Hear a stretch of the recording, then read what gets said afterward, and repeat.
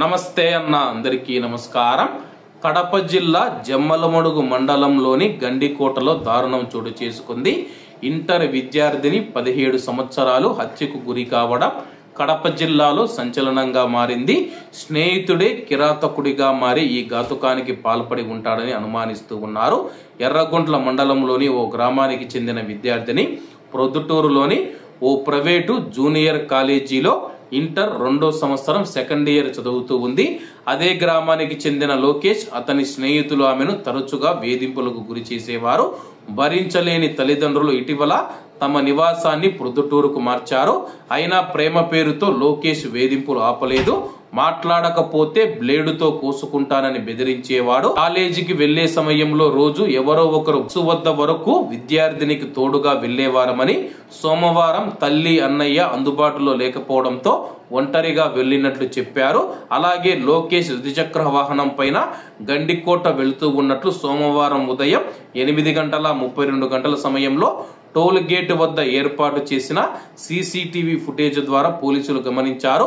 అనంతరం ఉదయం 10:40 తిరిగి లోకేష్ ఒక్కడే వాహనం పైన వెళ్లిపోతూ ఉన్న మరో సీసీటీవీ ఫుటేజ్ను గుర్తించారు. సాయంత్రం 5:30 ఇంటికి తిరిగి వస్తానన్న తమ కూతురు రాకపోయేసరికి తల్లిదండ్రులు ఆందోళన చెందారు. ప్రొద్దుటూరు 1 టౌన్ పోలీస్ స్టేషన్ లో ఫిర్యాదు చేయడంతో పోలీసులు మిస్సింగ్ కేసింగ్ నమోదు చేశారు. సోమవారం రాత్రి రంగనాథ స్వామి ఆలయంలో ఒక బ్యాగును గుర్తించిన పురావస్తు శాఖ సిబ్బంది జమ్మలమడుగు పోలీసులకు సమాచారం ఇచ్చారు. మంగళవారం కుటుంబ సభ్యులతో పాటు పోలీసులు గాలింపు చర్యలు చేపట్టగా రంగనాథ స్వామి ఆలయం వెనకాల ముళ్లపొదల గుట్టలో విగత జీవిగా ఆ అమ్మాయి ఉన్నట్లు గుర్తించారు. క్లూస్ టీమ్ డాగ్ స్క్వాడ్ ద్వారా పరిశీలించారు. జిల్లా ఎస్పీ అశోక్ కుమార్ గారు సంఘటనా స్థలానికి చేరుకుని పరిశీలించారు. ప్రొద్దుటూరు జమ్మలమడుగు డిఎస్పీ బాబనా వెంకటేశ్వరరావు గారు కలిసి దర్యాప్తు చేపట్టారు. ప్రస్తుతం ఈ యొక్క కేసు జిల్లాలో సంచలనంగా మారింది. అలాగే ఆమె యొక్క తల్లిదండ్రులు మాట్లాడుతూ నమ్మి వాడితో వెళ్తే ఓ గ్యాంగ్ మొత్తం అత్యాచారం చేశారని ఆరోపించారు.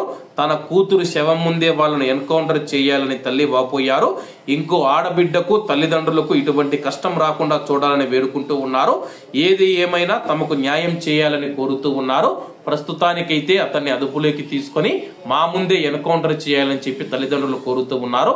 మరి చట్టం తన పని తాను చేసుకుంటూ వెళుతుంది కాబట్టి మరి పోలీసులు ఏ విధంగా స్పందిస్తారో వేచి చూడాల్సి ఉంది. కాబట్టి అందరూ బాగుండాలి, అందులో మనం ఉండాలి. అందరికీ నమస్తే అన్న, జై హింద్.